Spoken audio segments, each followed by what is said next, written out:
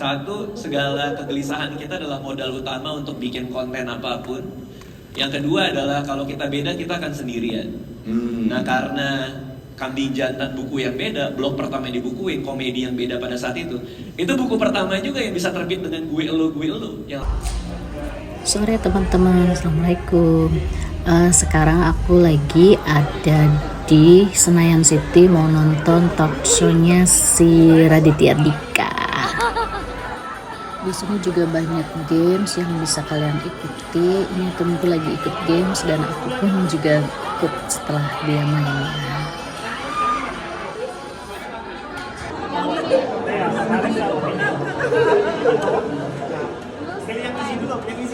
Isi.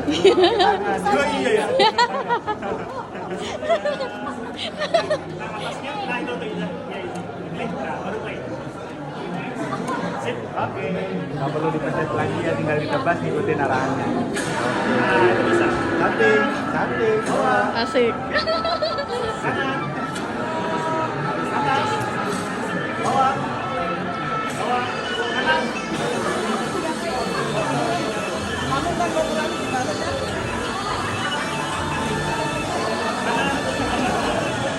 Kalau arahnya ke kanan, tangannya ke kanan.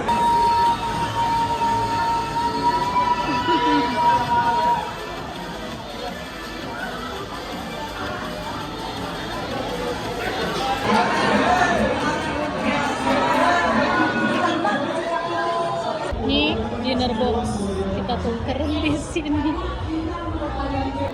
Dapat dinner boxnya sama mineral water.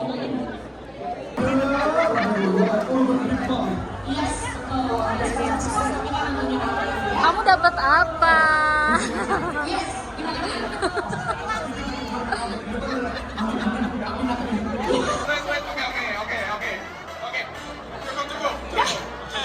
Ini banyak banget ya kak, gue mintanya 6. Ini yang datang saya teh. Ya, gue sorry ya, pilih 6, gue pilih 6 ya, pilih 6 Glenn.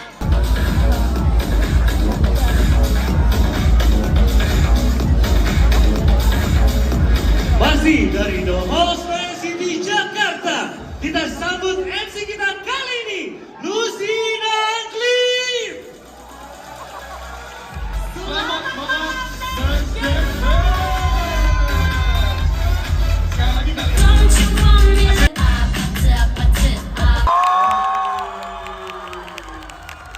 Oke Cliff, langsung aja nggak pakai lama-lama, kita pilih 2 orang terbaik. Silakan. Dari tepuk tangan, gue pasti dukung Sri Kandi kita. Satu lagi udah pilus. Kalau dari sisi sini, Yang di belakang selamat pagi. Semuanya selamat pagi. Oke, terima kasih semuanya. Tanpa terasa kita udah hampir masuk di penghujung acara kita, Bapak Ibu teman-teman. Anda dapat banyak sekali pembicara-pembicara hari ini, lupakan. Karena mereka tidak penting. Anda tahu orang paling penting di ruangan ini siapa? Bukan gua lah, iya. Orang paling penting di ruangan ini adalah Anda, Bapak Ibu. Anda, orang-orang pemilik masa depan dan orang-orang yang kami lihat bahwa Anda punya potensi untuk lebih hebat lagi. Selamat malam. Ya, santai ya. Agak semangat kalian ya. Terlalu semangat kayaknya. Semua di sini bilang selamat pagi, Bang. Siap. Siap. Berasa nonton konser Tulus ya pada gini-gini semua. Malah cuma ngobrol doang gitu ya. Luar biasa Bang Radit, apa kabar? Selalu baik, selalu baik. Senang menyambut Bang Radit di sini. Tadi belakang juga banyak ngobrol-ngobrol dan akhirnya bisa Iya. ketemu sama Bang Radit. Ya siap. Kok nggak keluar tadi di belakang? Nggak Saya apa dipanggil F1 itu Oh, tadi. lucu gak sih Bang Radit itu? Hah? Lucu gak sih sebenarnya? Lucu.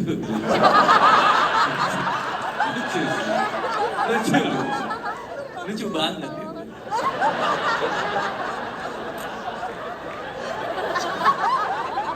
Balap mobil. Ngakak tadi. Sampai dipegangin panitia, udah bang, terlalu lucu ini.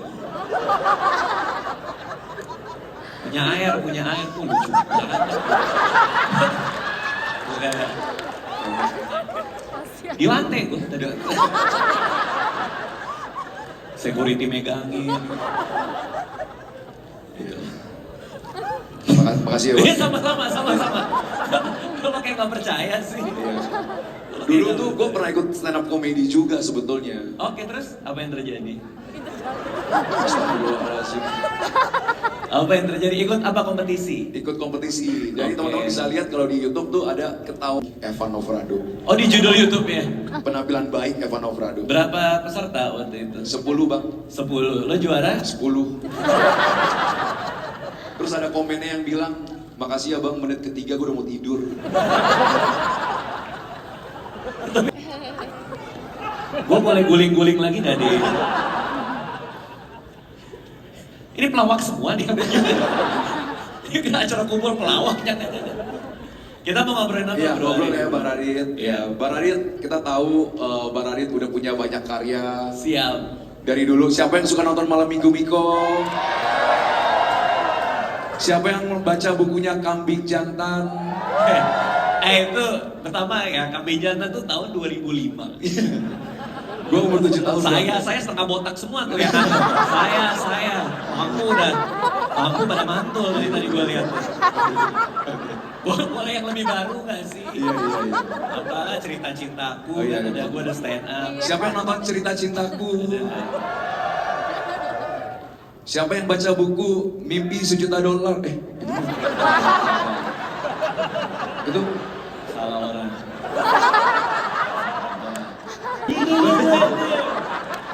siapa yang udah nonton Single? Absen. Dari tadi gue di belakang, Bekasi. Apa sih diabsenin mulu? Rumah di mana? Rumah di mana Kak? Kakak? Tangerang. Tangerang, Bekasi. Apa? I love you. Oke. Bekasi. Gak kaget sih ya. Ngomongnya kayak marah sob. I love you. Iya. Lo butuh pertolongan apa? I love you.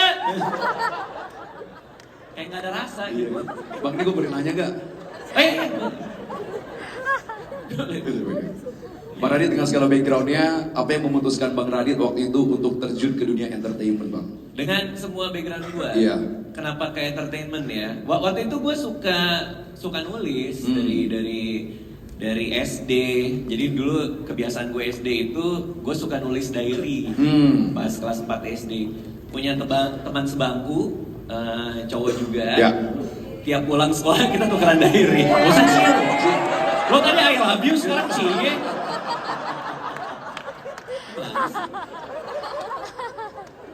Kalau dipikir-pikir sekarang agak geli sih memang. Jijik juga sih. Iya sih. Tapi teman gue ini cowok, kita suka tukeran. Gue dapat nilai merah bahasa Perancis di rapot waktu itu, dan sedih banget gue karena rapot gue jelek kan, dimarahin nyokap. Gue tulis semua di blog gue. Nah niatnya gue biar orang simpati sama gue, malah ketawain gue.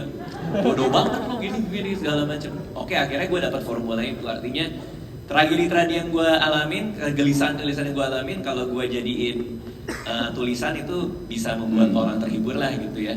Nah jadinya nggak sengaja gue nggak sengaja nulis banyak, ngeprint buku, ngeprint kasih ke penerbit, penerbitnya mau. Karena katanya beda.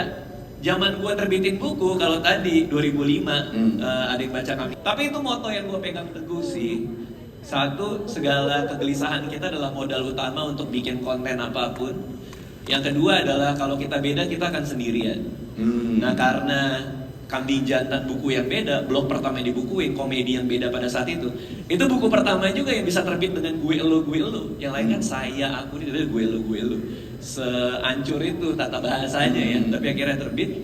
Nah orang jadi ngeliat gitu, akhirnya ke bawah. Jadi gue nggak sengaja sebenarnya masuk ke industri entertainment ini gitu.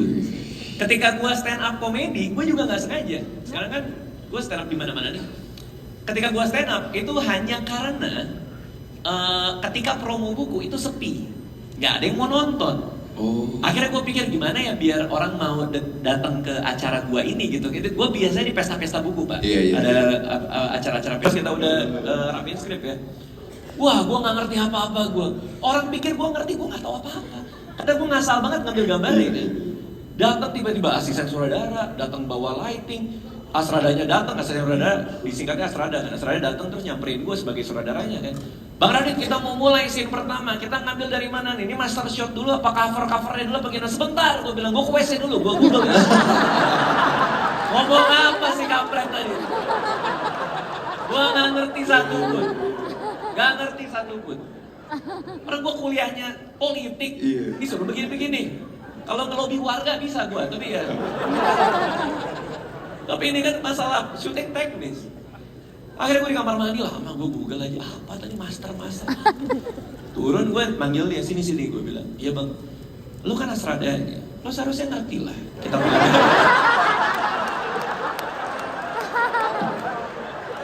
Jadi jalan. Oh iya biasanya master shot, ya itu master shot dulu, gue jatuh. Tapi artinya lu bayangin gak sih? Kalau gue takut, bayangin kalau gue diajak ketemu Kompas terus gue bilang, enggak saya nggak ngerti, cari orang lain aja gitu. Atau ketika Asradanya datang bilang, aduh gue nggak paham nih, lu aja suradaranya gitu. Tapi gue waktu itu punya keyakinan, kalau gue nggak bisa berenang ketika gue masuk ke laut, gue cobalah gimana supaya ngambang gitu loh. Jadi itu pikiran gue gitu loh. Jadi gue terbiasa, ini kata nyokap gue juga sih sama bokap gue. Ya kalau ada pintu kesempatan lo harus ambil, mau kayak gimana pun kesempatan itu pada saat itu gue ngerasa itu pintu kebuka lebar banget. Kalau gue takut terus gue mundur, itu nanti nutup.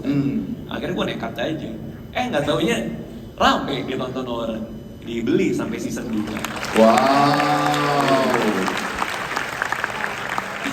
Ada nih. Bang, kita next question ya. Ya sebagai seorang Pancasilais. Bobo ideologi.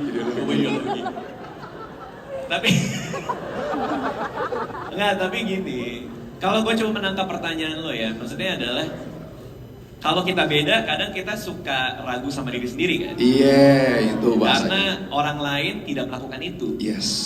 Gimana cara kita meyakinkan diri? Enggak kok bisa kok gitu ya. Betul. Nggak tahu gue jawabannya ada pertanyaan lain. Udah diterjemahin, nggak ngerti juga. Diri sendiri. Gue nggak mau ada posisi di mana gue ngerasa kayak kalau 15 tahun yang lalu gue bilang iya di hal yang gue bilang tidak pada saat itu, mungkin ini langit-langit yang gue lihat beda gitu. Ngerti nggak sih maksud gue? Ngerti sih maksud gue? Apa ya? Maksudnya kayak buat apa gitu? Takut itu tuh sangat abstrak dan apa penting buat gue. Coba aja dulu, kita nggak pernah tahu. Daripada nyesel gitu.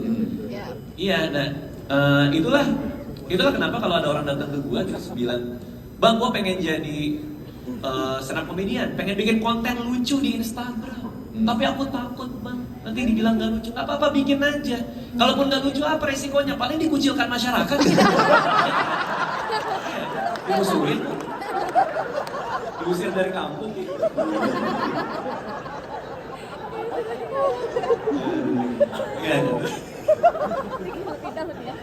Serius?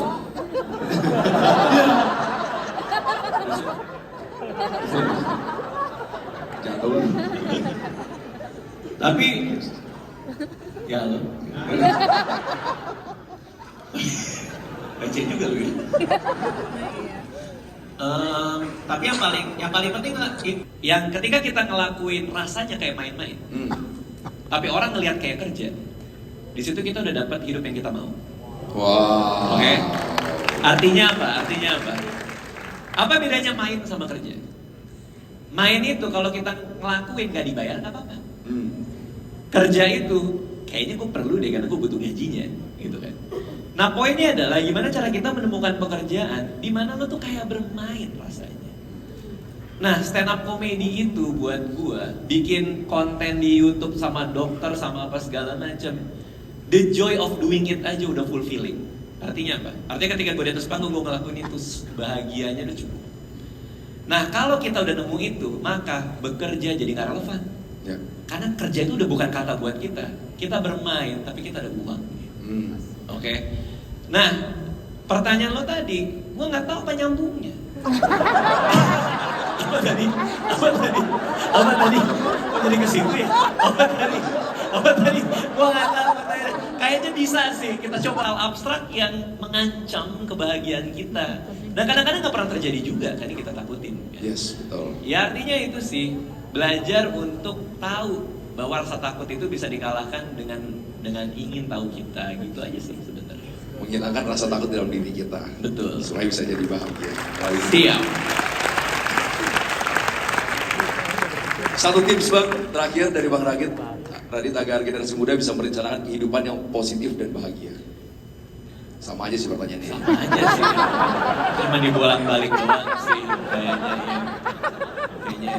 Tips dari Bang Radit supaya kita semua Genpro berani untuk mengambil sebuah suatu tindakan keberanian yang sampai saat ini kita keluar mau mengambil tindakan yang baru. Oke. Gue cerita soal ini ya. Gue dulu nggak mau nikah dulu nggak pengen nikah, nggak pengen punya anak.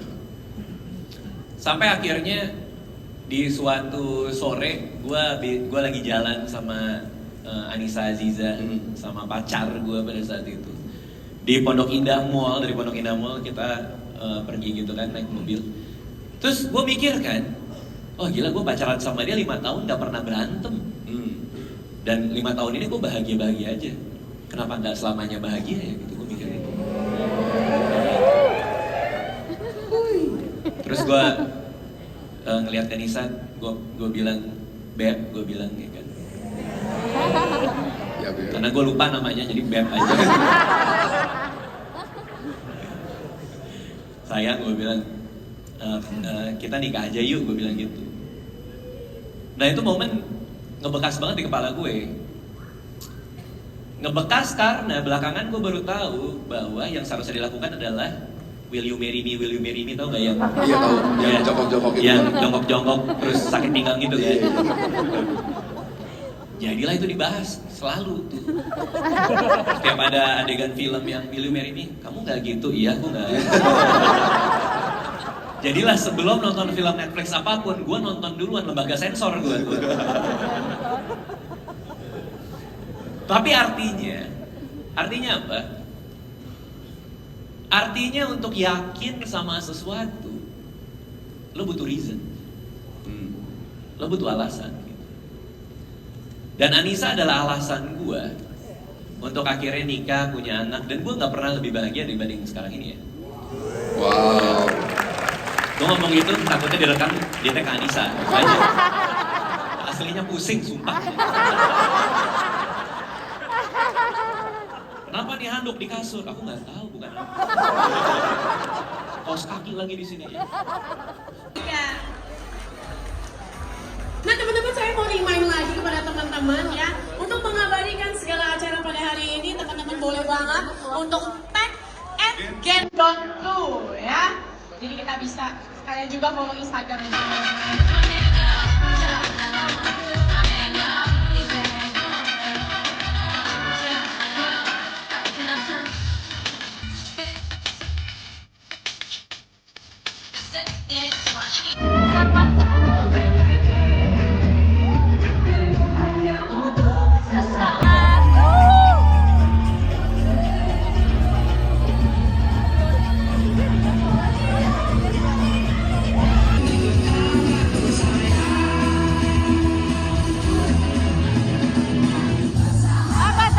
Bagai kepompong.